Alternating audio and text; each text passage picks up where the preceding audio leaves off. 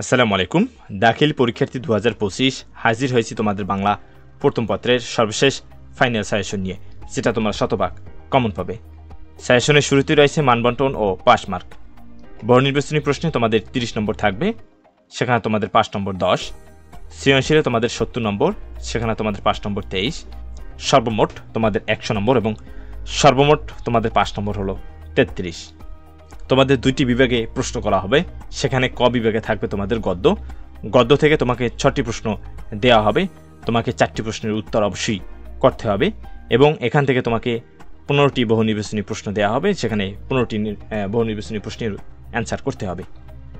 খ বিভাগে তোমার পদ্য থেকে 5টি প্রশ্ন দেওয়া হবে, তোমাকে অবশ্যই 3টি প্রশ্নের উত্তর করতে হবে এবং এখান থেকেও 15টি বহু নির্বাচনী প্রশ্ন থাকবে।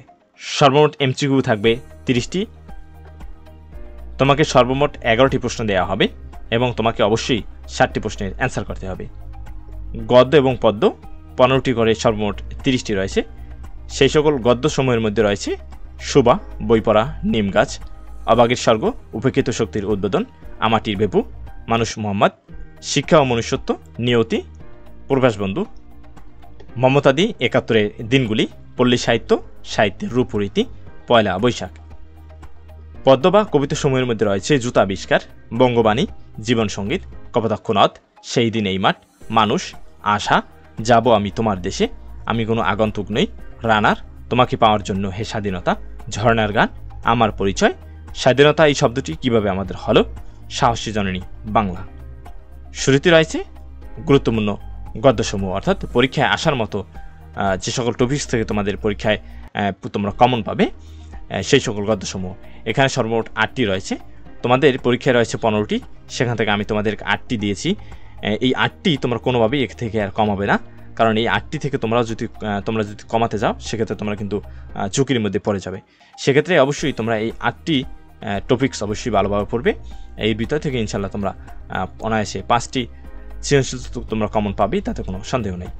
সেই সকল গদ্যসমূহ হলো: নাম্বার 1 সুবা, নাম্বার 2 আমাটির ভেপু, নাম্বার 3 মানুষ মোহাম্মদ, নাম্বার 4 বইপড়া, নাম্বার 5 উপেক্ষিত শক্তির উদ্বোধন, নাম্বার 6 শিক্ষা ও মনুষ্যত্ব, নাম্বার 7 সাহিত্যের রূপরীতি, নাম্বার 8 71-এর দিনগুলি। এরপরে গুরুত্বপূর্ণ পদ্যসমূহের মধ্যে রয়েছে নাম্বার 1 বঙ্গবাণী, নাম্বার 2 কপোতাক্ষ নদ, নাম্বার 3 তোমাকে পাওয়ার জন্য হে স্বাধীনতা, নাম্বার 4 সেই দিন এই মাঠ, নাম্বার 5 আমার পরিচয়, নাম্বার 6 জীবন সঙ্গীত, নাম্বার 7 মানুষ, নাম্বার 8 যাব আমি তোমার দেশে। এখানেও 8টি টপিকস আমি তোমাদেরকে দিয়েছি। এই 8টি টপিকস যদি তোমরা পড়ো, এখান থেকে অনায়াসে তোমরা 4 থেকে 5টি সৃজনশীল কমন পাবে, তাতে কোনো সন্দেহ নেই। তোমাদের করণীয়, তোমরা শুধু এখানে 8টি 16টি যে পদ্য এবং গদ্য পড়লে শুধু পড়লেই হবে না, কিছু নিয়ম তোমাদের মানতে হবে বা কিছু করণীয় তোমাদের রয়েছে। সেই সকল করণীয় হলো, এখানে তোমরা 8টি গদ্য ও কবিতা দেখতে পাচ্ছ। মূল বইটি থেকে মনোযোগ দিয়ে পড়বে এবং বুঝবে, অর্থাৎ এখানে যে 8-16টি যে আমি গদ্য এবং পদ্য দিয়েছি, এই প্রত্যেকটা টপিকস মূল বই থেকে ভালোভাবে পড়বে এবং বুঝবে। এর প্রয়োজন রয়েছে। এর কারণ হলো, তোমার যদি ওই টপিকস সম্পর্কে যদি তোমার ধারণা না আসে, বুঝতে না পারো, সেক্ষেত্রে কিন্তু তুমি সৃজনশীল প্রশ্নের অ্যান্সার করতে পারবে না। এরপর রয়েছে গুরুত্বপূর্ণ পয়েন্টগুলো দাগিয়ে রাখবে। গুরুত্বপূর্ণ পয়েন্টগুলো দাগালে পরবর্তীতে তোমার সময় কম লাগবে।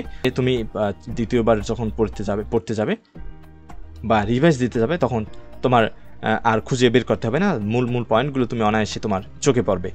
এরপরে গদ্য ও পদ্যের শব্দার্থ তোমার মনোযোগ দিয়ে পড়তে হবে, কারণ এ থেকে তোমার ঠিক এবং অনেক সময় ক নাম্বারের প্রশ্নগুলো দিয়ে থাকে। এরপরে পাঠ পরিস্থিতি মনোযোগ দিয়ে পড়তে হবে ও বুঝতে হবে। কোনো পাঠ যদি তুমি পড়ো, সেটা কবিতা হোক বা গল্প, অর্থাৎ গদ্য বা পদ্য যে কোনোটাই হোক, তোমার ওই পাঠ সম্পর্কে সম্পূর্ণ আইডিয়া আনতে বা ধারণা আনতে অবশ্যই তোমাকে পাঠ পরিস্থিতি পড়তে হবে। সেজন্য অবশ্যই পাঠ পরিস্থিতি তোমরা বুঝে পড়বে। এরপরে 2022, 23 এবং 24 সালের বোর্ডসমূহ তোমরা করবে। আমি বারে বলে আসছি যে বোর্ডসমূহ করলে কী হবে, তোমার পরীক্ষার প্রশ্ন অ্যান্সার দেওয়া সহজ হবে এবং পরীক্ষার প্রশ্ন তুমি কীভাবে লিখবে, কীভাবে সাজাবে এবং তোমার পরীক্ষা অ্যান্সার করার দক্ষতা বাড়বে। সেজন্য কিন্তু আমি বলি যে বোর্ড প্রশ্নসমূহ তোমরা বেশি করে চর্চা করবে। এরপরে বহু নির্বাচনী এই ফাইনাল সাজেশন, সেটা হলো মূল বইটি তুমি মনোযোগ দিয়ে পড়বে, কারণ এমসিকিউর জন্য তোমার 15 যে 30টি যে টপিকস রয়েছে সবগুলোই পড়তে হবে এমসিকিউর জন্য। কারণ এই 8-16টি যে গদ্য পদ্য, সেটা পড়বে তুমি এমসিকিউ প্লাস সৃজনশীলের জন্য খুব ভালোভাবে, মানে এতটাই ভালোভাবে পড়বে বা মনোযোগ দিয়ে পড়বে যেন এখান থেকে যে কোনো প্রশ্ন আসলে তুমি যেন অ্যান্সার করতে পারো। আর বাকি যেগুলো রয়েছে সেগুলো তুমি এমসিকিউর জন্য নর্মালি পড়ে যাবে, যেন তুমি এমসিকিউর অ্যান্সার দিতে পারো। সেক্ষেত্রে তোমরা 2021, 22, 23 এবং 24 সালের এমসিকিউগুলো তোমরা চর্চা করতে পারো। সেক্ষেত্রে তোমার অনেকটা কমন আসার সম্ভাবনা থাকবে। সাপ্লিমেন্ট বা টেস্ট পেপার যদি থাকে সেখান থেকে তোমরা টপ 10 মাদ্রাসার এমসিকিউগুলো তোমরা বেশি করে চর্চা করবে, কারণ সেখান থেকে তোমরা কমন পেতে পারো। অবশ্যই পড়তে হবে তোমাদের, সেটা হলো শব্দার্থ ও মূল ভাব, গদ্য এবং পদ্যের। আর কবি পরিস্থিতি তোমরা যদি পারো পড়বে, না পারলে তোমাদের পড়ার প্রয়োজন পড়বে না। তাহলে তোমরা এই সাজেশনটা যদি ফলো করো, আমি বলতে পারি তোমাদেরকে যে এই সাজেশন থেকে তোমরা 90% মার্কস তুলতে পারবে। সেক্ষেত্রে অবশ্যই আমি যে সকল করণীয় দিয়েছি তোমাদের সেগুলো মানতে হবে এবং আমার সাজেশনটি সম্পূর্ণরূপে ফলো করতে হবে। তুমি আংশিক ফলো করলে বা আংশিক ফলো করলে না, সেক্ষেত্রে কিন্তু এই সাজেশনটি তোমার কোনো কাজে আসবে না। ভালো থাকবে। পরবর্তী সাজেশনগুলো দেখার জন্য আমন্ত্রণ রইল। খোদা হাফেজ।